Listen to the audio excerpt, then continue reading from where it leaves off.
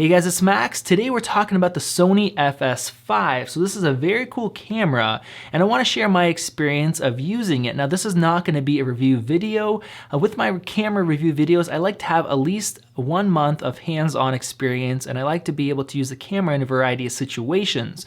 Now I'm able to check out this camera thanks to Sony. They sent it out to me so I can use it for a couple of weeks and it's time to send this guy back. So I kind of want to talk about my experience of using it coming from a DSLR or a mirrorless type of camera. Now I know a lot of people have basically started out this way. The Canon cameras really pushed a revolution and got a lot more people into filmmaking, really pushed the boundaries.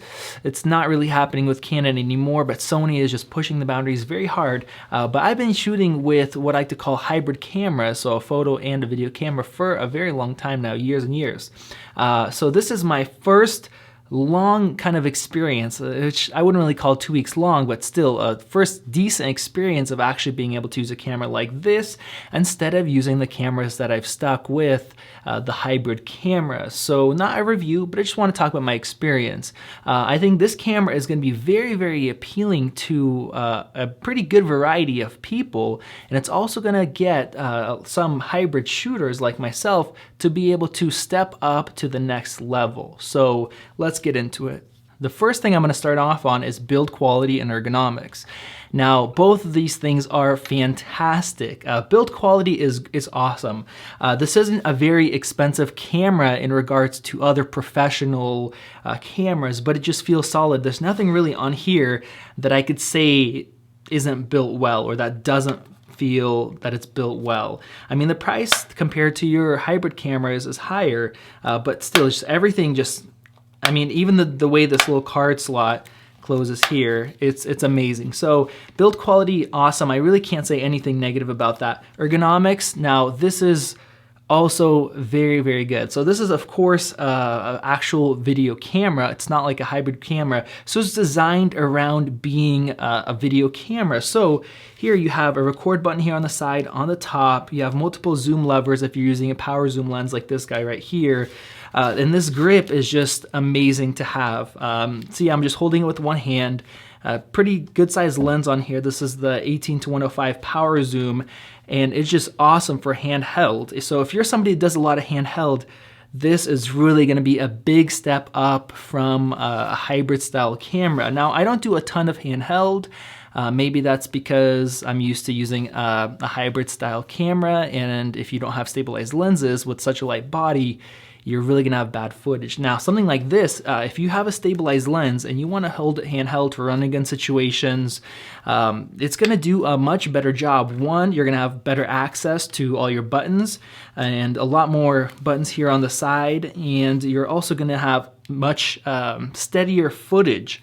Now, because the camera itself, even though it's very light compared to, say, the FS7, it's still heavier, and that, you know, more weight allows you to be able to hold it steadier. So with a stabilized lens, you're gonna get pretty good results. Now, this grip here also adjusts in a lot of different levels. So if you're gonna shoot down low, you wanna still use the grip instead of the top handle, or you're gonna shoot high, you have a good amount of adjustability. So overall, the ergonomics are awesome. You have all these buttons here on the side, and they allow you to basically quickly change your settings. A lot of the buttons are remappable. So one of the things that I changed right away when I got this camera is this little dial right here. Now this adjusted the iris, so your aperture, and I changed this to ISO. On here on the side, you have a little switch for iris and for your ND with the little scroll, so that really works well enough. And I like to be able to change my ISO anytime and to have like fine levels instead of little switches on the side. So I switched that over. On the camera itself, as far as ergonomics, you have a ton of mounting points. So a lot of people shooting with the hybrid cameras are used to putting a cage on there to get all your other things. You get a top handle, and that little camera is no longer little anymore. You have a lot of aftermarket accessories. So buying something like this, you have 3 mounting points here, 3 mounting points here, 2 on each side, 1 one on top, you just have so much different possibilities. And this little LCD screen right here, it's not just stuck to the body. You can flip around, you can take it off, you can move it wherever you'd like. If you're using this camera on a gimbal, you can take off the little side handle or the grip right here. You could take off the front and you can just mount the LCD screen on your gimbal. So you see everything really well. You don't have to add in another monitor. It's lightweight. So as far as ergonomics, I don't have very much to complain about. Overall, I was very happy. I do want to say that it does take a little bit of time to get used to this, especially coming from shooting with pretty much hybrid cameras all the time. I've got my hands on a little bit on this camera, like a C100, but I've actually done a lot of shooting. So once you switch over, if you're going to be upgrading from, A7S or any of the other hybrid cameras that do photo and video, it's definitely going to take you a bit of time. So don't go out shooting a paid job, which of course you shouldn't anyways. If you're professional, you're going to know that, but you really are going to have to take some time and look over all of these buttons, get used to how to use them, look through the menu systems, and I'm going to mention the menu systems as well, and get used to it. When you're actually accustomed to it, when you have some experience, some hands-on, it's very easy to use once you actually learn all the buttons and everything else. When you first start out, the learning curve is quite high. So especially just coming from all the little DSLR buttons on the back, it does take a little bit of time to get used to, but once you get used to it, it's just very, very easy to use. One button it has on here on the back is the full auto button. Now you might think, why would you need a full auto button? And it's just very cool that they added that there. So say for example, you're in a situation where you need to record something really quick and you don't have time to go through your white balance, your ISO settings and adjust everything. One press, hit that button, and shoot. So for situations like documentaries, where this camera is great and other run and gun situations, to be able to just press that button and shoot, and then once you stop, you can adjust your settings later. That's a really awesome feature to have. I think the only thing that I can say about ergonomics that I kind of am not happy with is the grip here. On the grip, at the bottom, there's a little joystick, and that's what you use to go through your menu systems and different things like that. And where I have basically a medium to large size hand, and where my thumb sits right here, I hit the little lever that allows me to move the grip and change the settings. So this is something I don't do very often. Typically, I just set it once for the shoot, and that's it basically. But the actual thumbstick, I want to be able to have access. So I really wish that they switch those two, because how it is now, for me to reach the thumbstick, I literally have to pull my hand out slightly, bring my thumb down, and then change the settings. And then I have really good access to this release, but I feel like it's more important to have access to that thumbstick. So if they would have swapped that, I feel that'd be better for most users. Other than that, you have all these customizable buttons that you can switch out, and it's great. It's very, very usable, and you're paying for not only the sensor or the video performance, you're paying for the usability, and of course no recording limits and other things like that I'm going to get into. So as far as ergonomics, I can't say too much on where they could improve. Typically with a camera, there's a lot more to say. So good job, Sony. I know a lot of people have been giving this camera really good reviews coming from their FS100, FS700. So this new body style is just doing a really good job. The next thing I want to talk about is the video quality. Now the video quality is really good with this camera.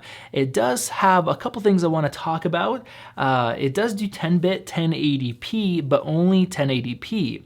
If you're in 4K, you're not going to be getting 10-bit, you're stuck to 8-bit internal. Now that's okay, I understand why they did that. They want to have a different feature set compared to their more expensive cameras like the FS7, but I really wish they would have put out 10-bit output on the HDMI so you can use an external recorder like the Shogun or an Assassin like I'm using right now, and be able to get a better image when you're shooting S-Log, for example S-Log2, S-Log3. When you're shooting with 8-bit, you can get banding and other issues. So that's something I wish they would have put into this camera. Of course, I guess we can't get everything, but I wish they'd at least give us that.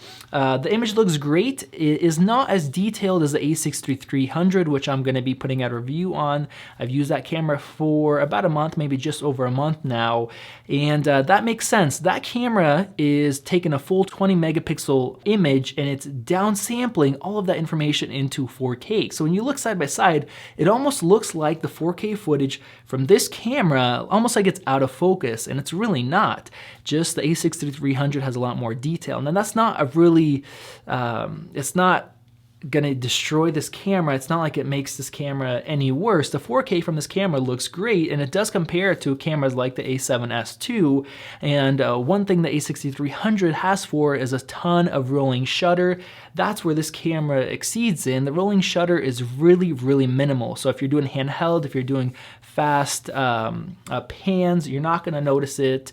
So that in that way, it does a really good job. As well as for the video, I wanna mention, you do have dual card slots, so if you're doing any sort of work where you can't redo it, say a wedding or going out somewhere doing documentary work, that is so amazing to have, and I really wish our hybrid cameras had that. So that in and of itself is a huge feature which might get you to upgrade to a camera like this from a hybrid camera. So the video quality is good. The low light of this camera is pretty good. It's not great, and surprisingly, the a6300 does do better in the higher ISOs. I would say, personally, I would use this camera up to 6400 ISO. Now, in the days now where we have the A7S, A7S II, and the cameras that are, you know, they just do crazy low light recording, 6400 doesn't seem like it's, you know, a huge number. But honestly, if I look at completely like the last year, my shooting, I've only used 6400 maybe 2, maybe 3 times. Typically I'm at 3200 and below. So if you're somebody that shoots at 3200 and below, you're not gonna have a problem with low light. The camera's gonna do a great job. So I would keep it at 6400, and if you have to be shooting above 6400 often, either you do something that's really specialized, but I think for the majority of you guys, you should be lighting your videos, or you should be using faster lenses. So low light, it is not a fantastic low light camera. I know the FS7 does do a better job.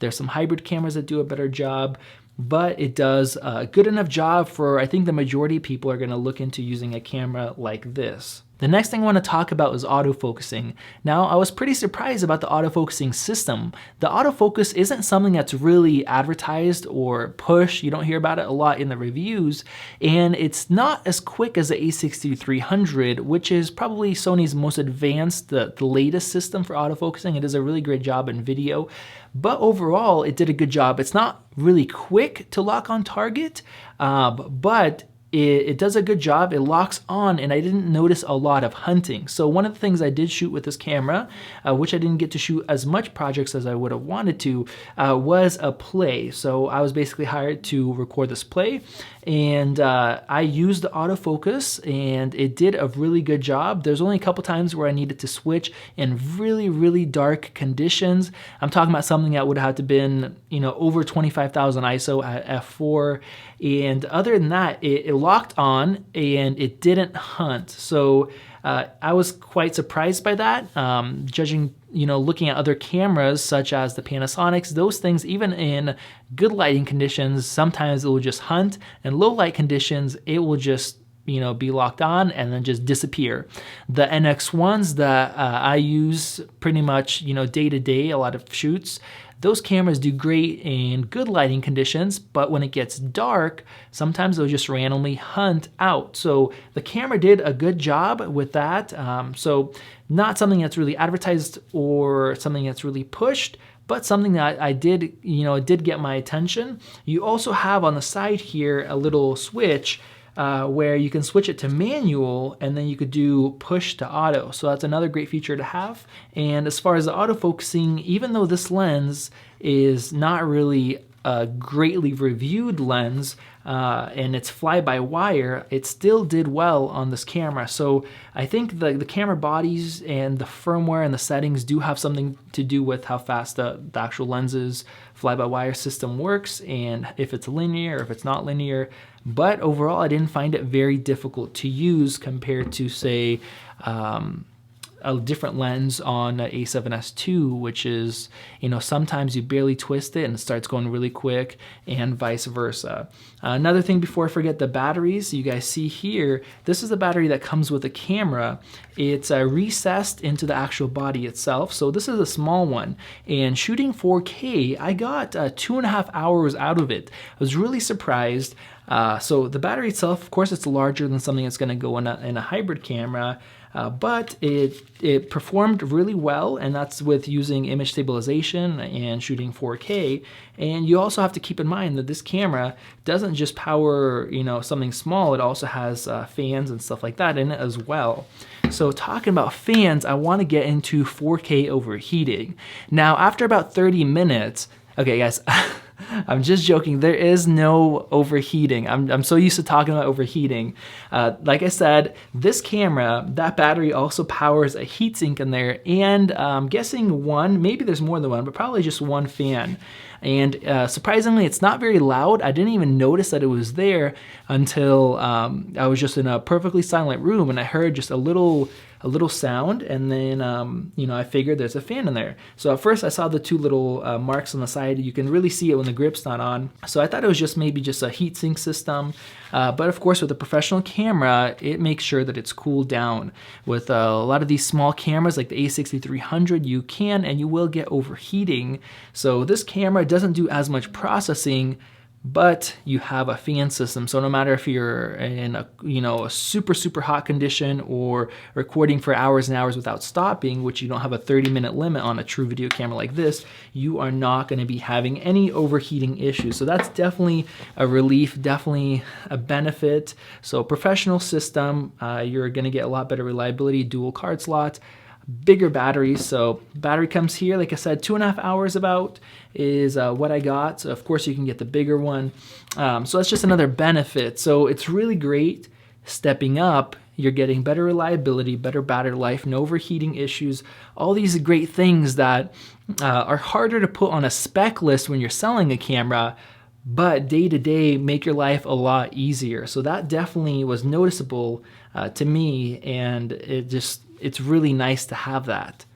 The other thing I want to talk about is speed boosters. So of course, this is an E-mount system. This is a Super 35 sensor up front here, which means you can throw on a speed booster. If you really want that full frame look, or you have a bunch of Canon glass, say you're switching over from a 5D Mark III or even a C100. I know some C100 users that are looking into this camera for its 4K capabilities and some other features, but you can throw a speed booster on this guy, which I actually have. I meant to grab it, but I didn't grab it. So throw a speed booster and use other lenses and get that full frame look. So that's just something that is nice to have. You're gonna improve your low light performance by a stop, and you're gonna get that full frame field of view. The next thing I want to talk about is the variable ND filter. Now this is a really huge selling point, I think, to this camera, and this is the first camera to have something like this. So there's cameras that have built-in ND filters like the FS7, and there's different levels or different settings. This camera, you also have those settings. You have clear, and then you have 1, 2, 3.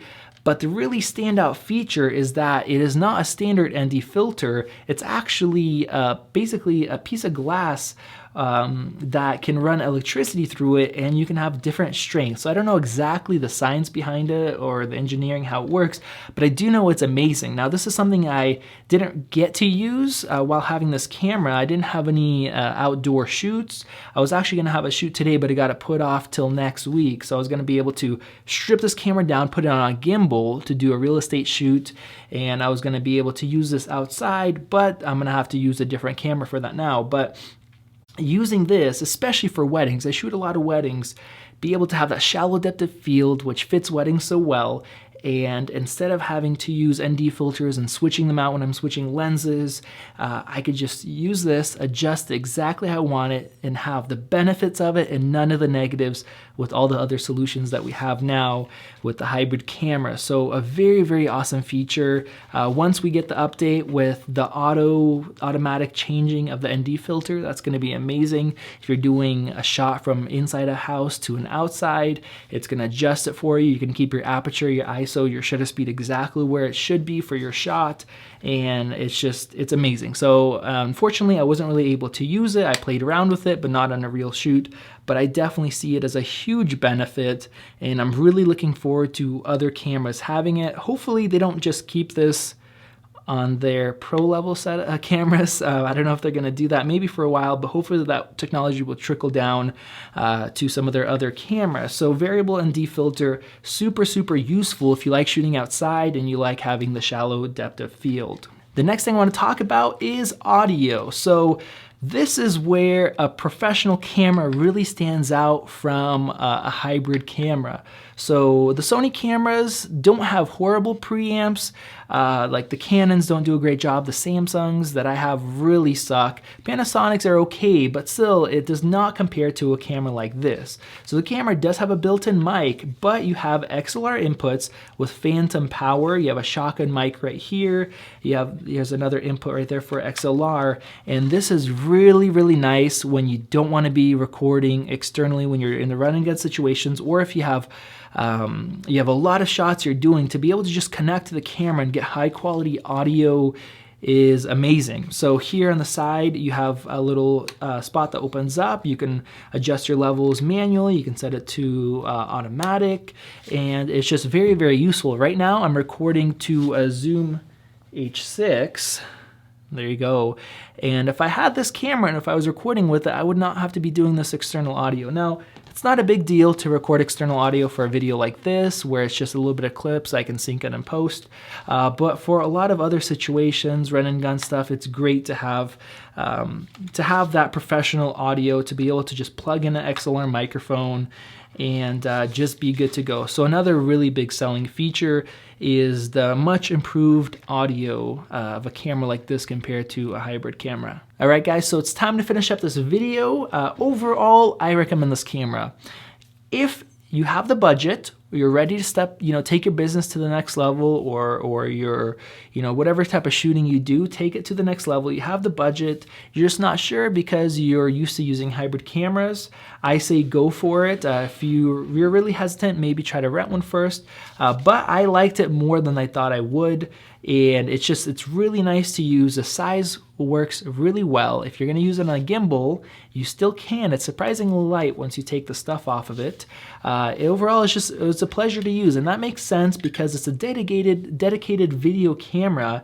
It's not a stills camera first, video camera second. It's just a video camera. You don't have all the little quirks. You don't have some of the reliability issues.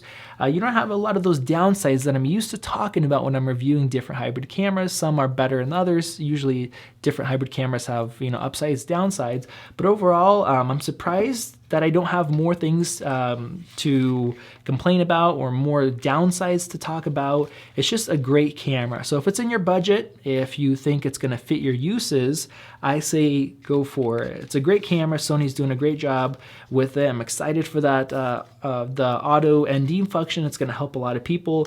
And I wanna say I do see a camera like this in my future. So thank you guys for watching. Hopefully you guys enjoyed the video. I know it wasn't really specific as my videos usually are, just me kind of talking about my experience with the camera. If you guys want to see something that's a little bit more tightly edited and scripted instead of just blabbing on, subscribe so you guys can see my A6300 review, which is coming next. It's a great camera. It does have different downsides and flaws, more so than this, quite a bit more, but it would be an excellent B camera to something like this FS5. So thank you guys for watching. Make sure to subscribe. If you have any questions about it, you guys can ask in the comment section below. I will do my best to answer those questions, and I will see you guys in the next one.